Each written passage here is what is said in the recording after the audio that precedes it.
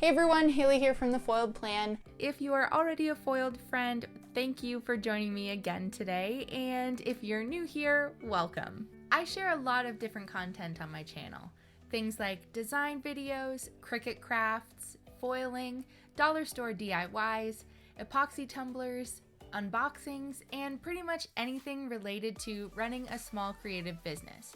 So if that sort of content interests you, I encourage you to hit the subscribe button to become a foiled friend and turn the notification bell on so you never miss an uploaded video. Now that you know a little bit more about my channel, let's jump into our sublimation series. What you would have seen just before this video is an unboxing video of sublimation supplies that I've picked up because I am getting into sublimation printing. So we're gonna unbox this bad boy. So I figured I would take you guys along the way as someone that is actually doing this for the very first time, because sometimes when you've done things multiple times, it's easy to skip over things because it's just second nature to you. So I figure if I'm showing you the exact same time I'm doing it for the first time, maybe there'll be questions that pop up that some folks wouldn't think to give information on because I've done it so many times, if that makes sense. But anyways, okay. So I did not purchase a sublimation printer like a Sawgrass or anything. I'm just not looking to put up a investment right now for more than $1,000. Which is what those printers cost. So I am doing this sort of the budget-friendly route, I guess. And I am using a EPSON Workforce 7720. And it's an inkjet printer, but I'm going to be converting it to sublimation printing ink. So it comes with ink in the box, but I'm not going to be using that at all. So the reason I'm staying on the floor is because this is a beast of a printer. So there is the 7710, which is smaller. This one does wide format printing, so large borderless prints up to 13 by 19 inches. So that is why it is so big. The main reason I got this one over the 7710 was because this one was on sale for $199. It's normally $300. Now I am in Canada. If you're thinking that that price is astronomical, our prices are, I don't know, they are what they are.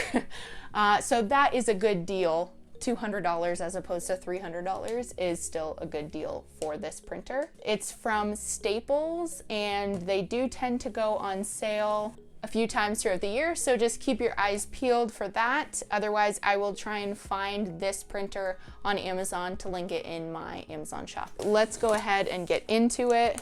This printer is actually not going to stay in this room. You may have seen it if you watched my heat press unboxing video. I will link that video if you're interested in a heat press. But I have a room adjacent to this room, which is kind of a catch-all for our crap. We use it as a workroom. So it's got a big wooden workbench in it. We can use it for cutting wood and stuff. I've kind of taken over that room a little bit as well. So I'm gonna be doing sublimation printing from there, and my heat press is permanently in there as well. And then we're working on redoing that room, set up a ventilation system for my epoxy cups. So stay tuned, that will be coming at some point in the future. I'm sorry, but my head's gonna be cut off a little bit in this video. I'm sure you don't care, you're more interested in the printer anyways. Okay, so right off the bat, it comes with these inks. We're not gonna be using these at all, so I don't know, I might pop these on Facebook Marketplace. I don't know, even if you make like $5–10 bucks or something, because I'm not gonna use them for anything. This is the power cord. Oh mama, this is a thick boy. Take the styrofoam out. I feel like I might have a hard time lifting this out. Wow, this is huge. Let's see if I can get a good grip on this somehow. Isn't this a flattering angle? Okay. Oh. So it comes with the instructions here. I'm just gonna set that aside. Let me move this box out of the way and I'll be right back. All right, so I got the box out of here and I got it up on my craft desk. I'm not sure if you can make out just how huge this thing is, but it's real big. I am going to now do one of the most satisfying things, and that is remove all of this stuff, then get started actually setting it up as a printer. All right, so now I've got the packaging all removed. What I'm going to do is take the power cable and plug it in. I always keep the twist ties off of cords and stuff like this because I use them for cable management later on. You can set this up with a fax machine if you so choose, but I don't fax anyone anything, so I'm not doing that. Oh, I was right, it's on the other side. All right, so I've got it plugged in, and then I am going to just plug this into my power bar that I have underneath the side of my desk here. Now that I've got it plugged in, I'm gonna need to turn it on and set it up. So I'll move you guys closer so you can actually see what I'm doing. All right, so this front panel does tilt up or goes completely flat. Depending on where you're putting it, it might make sense for you to have it tilted up like this. For instance, if it's sitting lower. Mine, I think, is gonna be a little bit higher than this, so I will leave it completely flat. And for the purpose of this video, I'm gonna leave it like this too, so you can see it as well. So the first thing I'm gonna do is press the power button and hope that it turns on. How hilarious.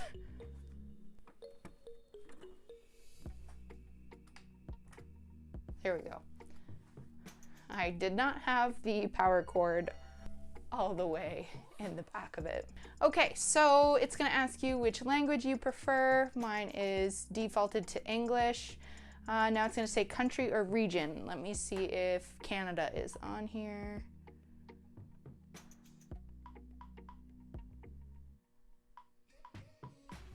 Canada.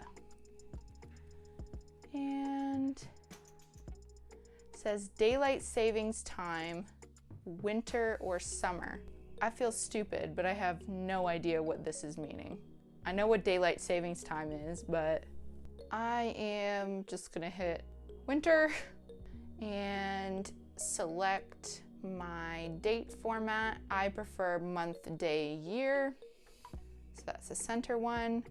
So today is the 9th month, the 14th day of 2020. And I'm gonna hit OK. And time format, 12-hour or 24. My phone is always in 24-hour time, so I am gonna set mine to 24-hour time, 14:44. Hit OK.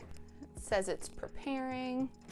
All right, so now it's saying install the ink cartridges that came with this printer, close the scanner unit, initialization begins. So now I am, like I said before, not gonna use the ink that came with this because I plan to convert this to a sublimation printer. So now what I have to do is use the sublimation ink and refillable cartridges that I purchased on Amazon, and then I'll be able to install them here. So let's head over to my cartridges and ink. We'll fill those and then we'll come back to the printer. All right, so the ink that I purchased, I did go over this in my sublimation supplies haul video, but it is the Printer's Jack sublimation ink. It came with 4 of the bottles of ink, and it also came with this pair of gloves. The refillable cartridge kit that I got also on Amazon will be linked down below. It came with the pack of refillable cartridges. It came with 4 of these sealed syringes, 4 of these little tips for the syringes, and it also came with this little slip of paper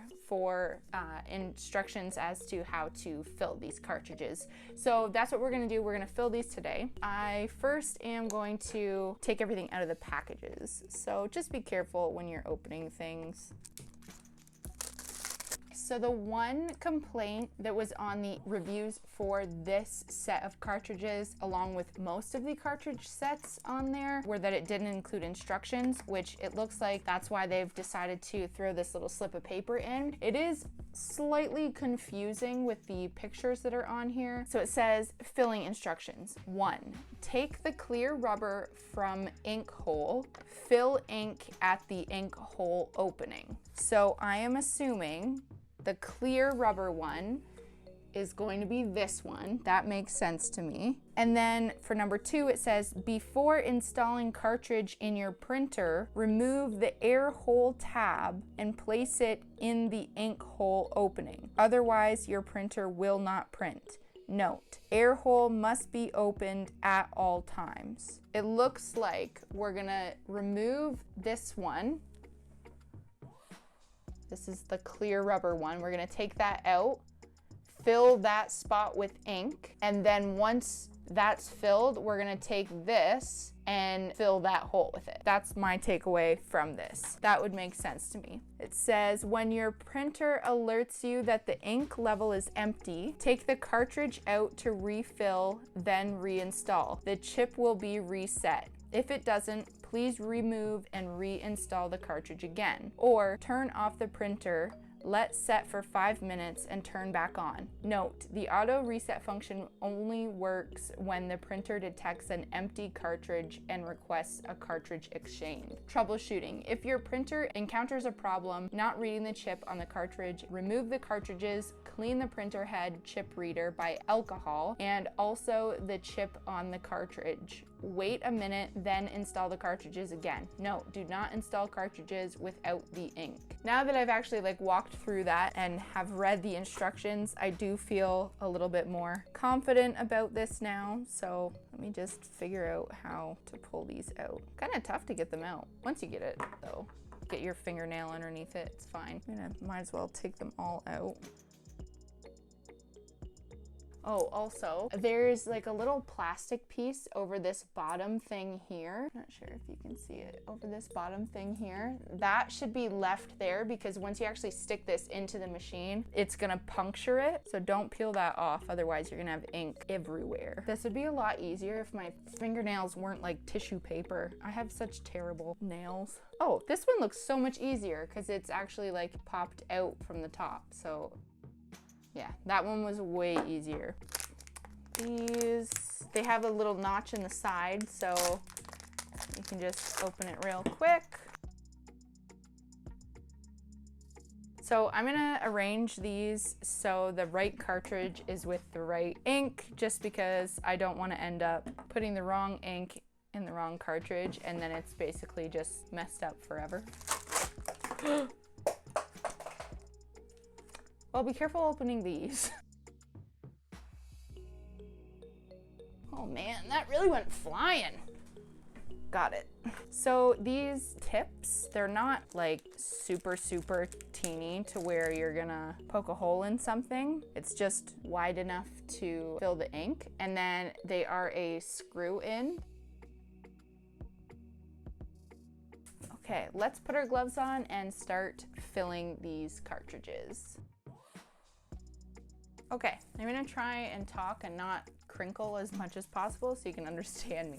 So I'm gonna start with the cyan, so the blue color. Once we have this hole filled, we're gonna take this rubber stopper and then put it on top of that hole to close it off. So I am going to fill this spot up with ink, but before I do that, I'm gonna remove this bottom one, just because I know it's gonna be trickier to do when there's ink in it. And it's gonna go in here once I've filled that with ink. So I'm just gonna set it down, set this, let's open this up. Okay, you know what? I don't like using the gloves. It's too hard to maneuver around, so I'm just gonna be extra careful. So the syringe is all the way closed. I'm just going to insert.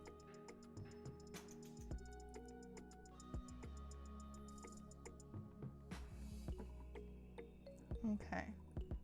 I'm gonna set this on top of this glove just in case it drips. Insert it into that hole. Just gonna get a little bit more. Not quite enough. And then I'm just gonna empty the rest. Now we want to replace. All right, so I have the first one filled and I'm just going to take a moment and do the rest. Okay, so I've got all 4 of the cartridges filled and I have the tabs replaced. That air hole is left open just like the instructions said. This is how much is left on the 3 colors. And then for the black, because it is double the size, there's about, you can't really see it, but there's about half the bottle left. So we'll see how long these cartridges last as far as printing goes. But we still have lots left over in the bottles to replace. So now we're gonna install the cartridges. So there's little handles on the side. You're just going to lift up and I will show you how to install the cartridges. So there is a little tab thing here with a triangle on it. You're just going to pull that up and then this is where you're installing the cartridges. It says BKCMY so that you can match up the cartridges according to that. Let's start with the yellow.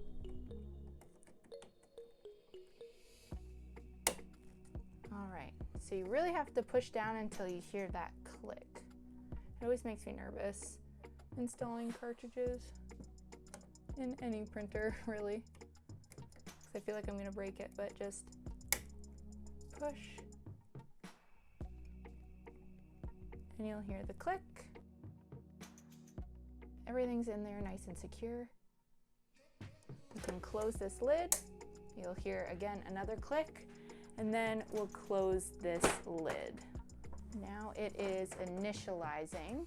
So it's saying, initializing, please wait. Do not turn the power off until initialization is complete. This takes about 6 minutes. All right, so that did take a little less than 6 minutes. It says initialization is complete, so I'm gonna click close. It says select paper size and type for paper source. So I'm gonna click OK. There's 2 different cassettes, so it says here 1 and 2. They're labeled 1 and 2. It is automatically defaulted to letter size plain paper, 8.5 by 11 inches. I'm just gonna leave it as that because that's the size my sublimation paper is. Now, in order to do a few tests, I'm not gonna use my nice good sublimation paper. I am just going to use regular copy paper. So I'm gonna open up cassette 1.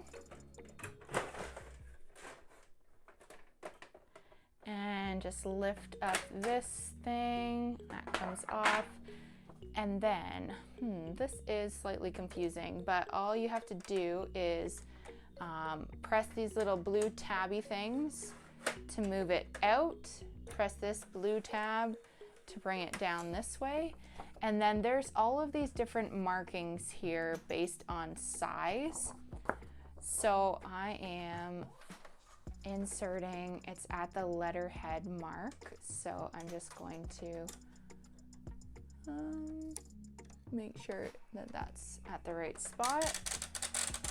And then I'm gonna move those in to center it, put the cover back on. Almost forgot that. And then push it in. And then I'm just gonna hit OK. Says to start fax setting wizard, connect the phone line and touch proceed. Like I said before, I'm not using the fax, so I'm just gonna click close. Fax is not set up yet, remind you later. I'm gonna click no, because I don't plan on ever doing it. So let's see how we can run a test sheet, because I wanna get some of this sublimation ink running through. So I'm gonna check in settings and maintenance. Let's do print head alignment. So I'm gonna click on that one. Let's do vertical alignment. Print the alignment pattern, load letter A4 plain paper and touch start. So we already have plain paper in cassette 1, so I'm gonna click start. I don't even know where the paper is coming out. I feel like it might be here. Good guess. If you have larger paper, you can pop that out too. And then if you're printing really, really big stuff or thick stuff, there is the rear tray. I know you can't see it in the video, but there is a rear tray as well. All right, so it says, select the pattern that shows no gap or dark line. All of them do. I think we're gonna have to do another one of these just to get the ink going through it. Check the printed pattern and select the closer result. So you might just have to run these tests a few times. Like this is already way better than the first one I did because the ink is starting to go through the lines. All right, so I am going to do a few more print head cleanings, nozzle checks, and alignment tests just to get the ink flowing through the lines. And then once it's all set up, I will be right back. All right, so I went through a few print head cleanings, nozzle checks, and alignments.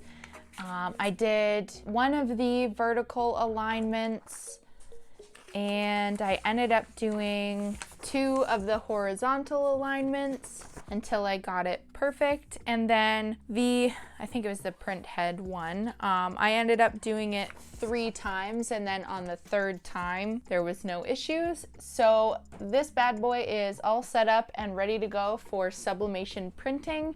The ink is flowing through the lines no problem. It didn't even say that I was using non-authentic EPSON ink cartridges. So I think we should be a-okay. So that's gonna be it for this video. In the next video, I'm actually going to make my first sublimation printed creation. If you're interested in viewing the video where I went through all of the items I purchased to get started in sublimation, I will make sure that I link that as well. I'm going to create a playlist on YouTube for all of my sublimation videos so you can find them easily in one place. Again, this is the EPSON Workforce 7720. The ink that I'm using is the Printer's Jack ink from Amazon, and the refillable ink cartridges I also purchased from Amazon. Everything will be linked below in the description box in my Amazon shop. If you guys have any questions or any tips for me as I start my sublimation journey, please feel free to drop them in the comments section below. And if you want to connect with me in between videos here, my social media is all listed below, and you can check out my website as well. Okay, I think that is it for today, guys. Thank you so much for checking this video out, and I will see you next time. Thank you so much for watching. That's all I'm going to say. Bye!